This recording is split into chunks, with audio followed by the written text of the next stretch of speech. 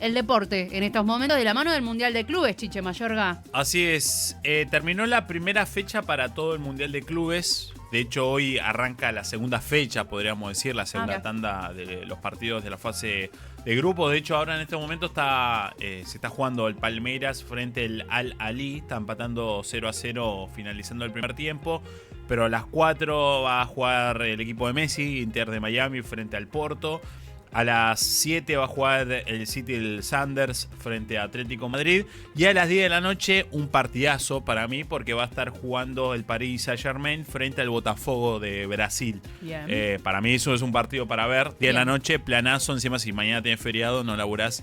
Buen plan para ver y quedarte hasta tarde.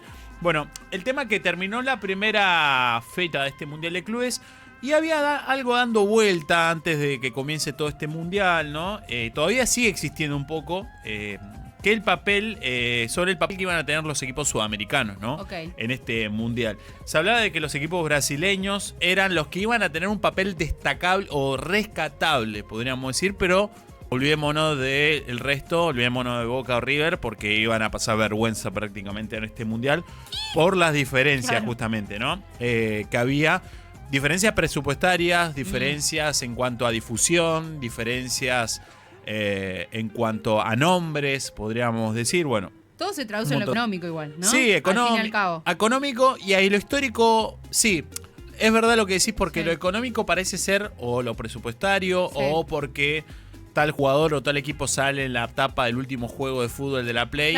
Es más grande que el otro. Pero históricamente vamos a ir a hablar de eso, por ejemplo. A ver, ¿qué pasó en esta primera fecha? El Palmeiras empató de milagro con el Porto. Digo de milagro no por el Palmeiras, sino por el Porto. Casi le termina ganando el equipo brasileño al equipo portugués. De hecho, tuvo una salvada triple, cuádruple, arquero milagrosa. No se salvó de milagro ahí el Porto. Botafogo le ganó 2-1 al City, el equipo estadounidense. Boca empató 2-2 con el Benfica. Flamengo le ganó 2-0 al Esperance de Túnez. Fluminense empató 0-0 con el Dortmund de Alemania, un equipo fuerte y grande de Alemania. Y River le ganó 3-1 a Urawa Red Diamonds. ¿Qué pasó? Ninguno de los equipos sudamericanos perdió. Perdió, claro, sí, o empate o victoria. Empate o victoria claramente. Por ejemplo, los dos choques entre sudamericanos y europeos empataron, que fue el de... Palmeiras con Porto, Boca con el Benfica y el Dortmund con el Fluminense. Para armar más allá de sacando los equipos de Oceanía y de Asia...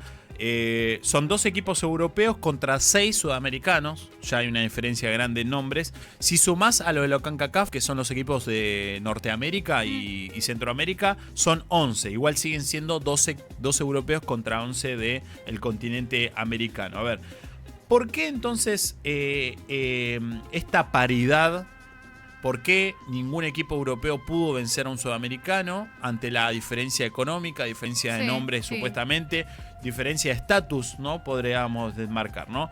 Vamos a ir a lo histórico, vamos a ir a lo pasional también, ¿no? Podríamos decir, porque hay que marcar que los 3, o de los más grandes, digamos, en el top 5 quizás, de los mejores jugadores de la historia de la nación argentina. Estamos hablando de Diego, estamos hablando de Messi, estamos hablando de Di Stéfano también.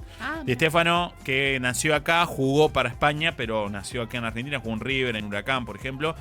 Y 4, solamente esos argentinos, 4 se sumamos a Pelé.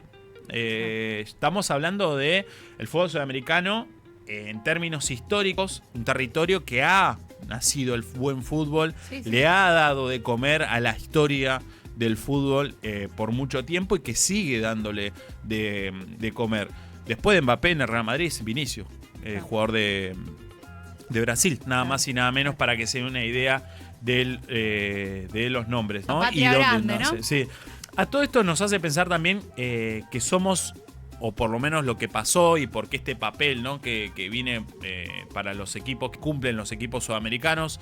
Que pasa que somos simplemente como en la economía mundial, un suministro de materia prima para el mundo, ¿no? Claro, En términos de sí. fútbol argentino, como vendedores de a los 18 años te venden a la figura y termina explotando y llevándose todos los laureles allá. Sí, Y acá sí. después vuelve y si quiere volver el jugador En el retiro. en el ponele, retiro sí. a cumplir su Ujú. cuota, ¿no? Que Sí. nunca pasó eso, pasó.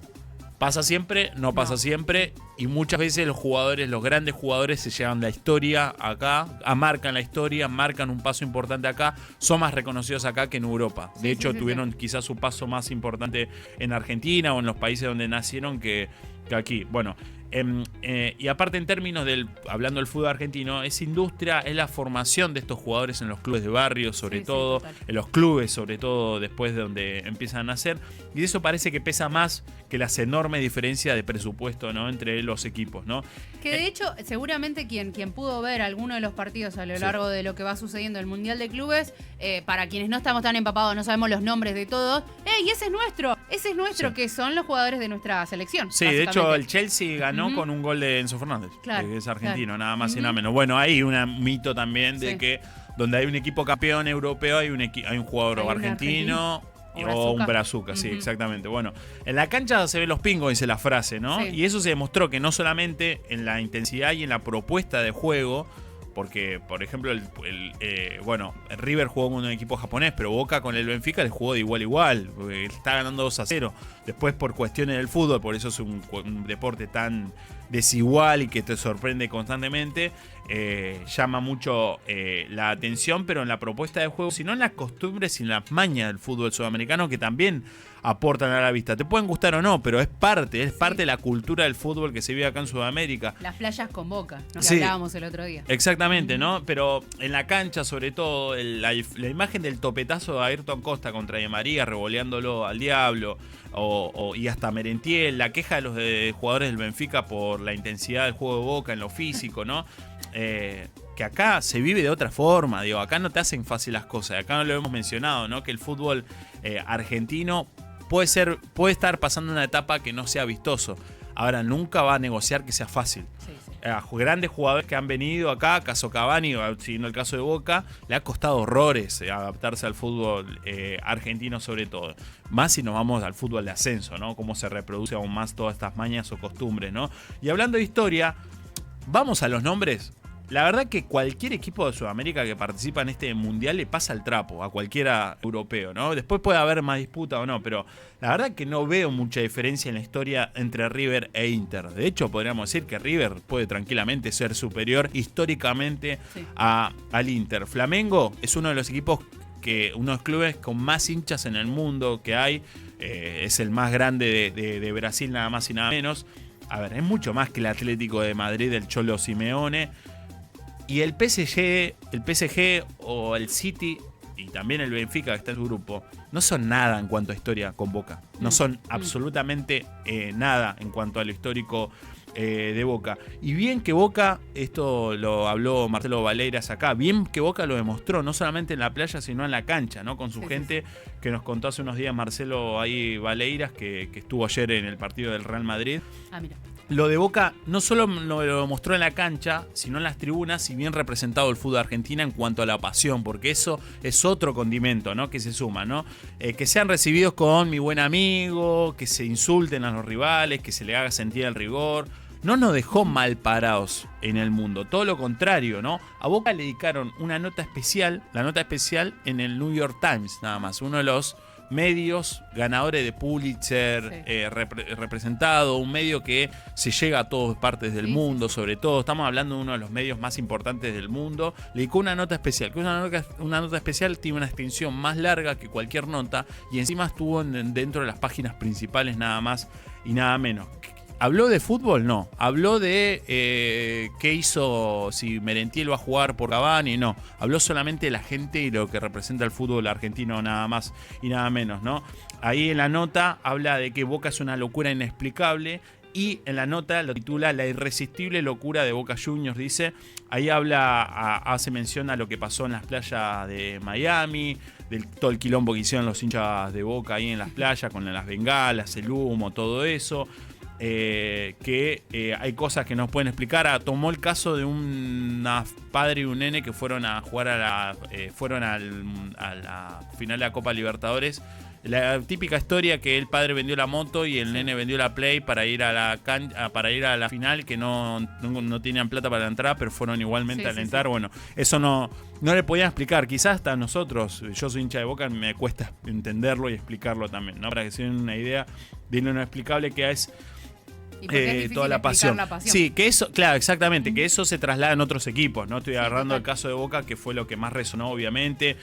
Que es fútbol y Argentina, en realidad. Esa lógica de pasión es fútbol y Argentina. Sí, apareció ese fantasma que pasó en el Mundial también, ¿no? De qué mal nos dejan en el mundo, qué imagen damos al mundo. Bueno, algunos pueden valorar este Mundial de Clubes, que trae más sorpresas porque por lo bueno que está. A mí me está gustando el Mundial de Clubes, ¿no? Pensé que iba a ser una basofia y también está bueno. Está buena la propuesta. Bien. Algunas cosas no me gustan, eso de presentarlo como si fueran jugadores de la NBA, que pasen el bar por la pantalla gigante, eso no me gusta.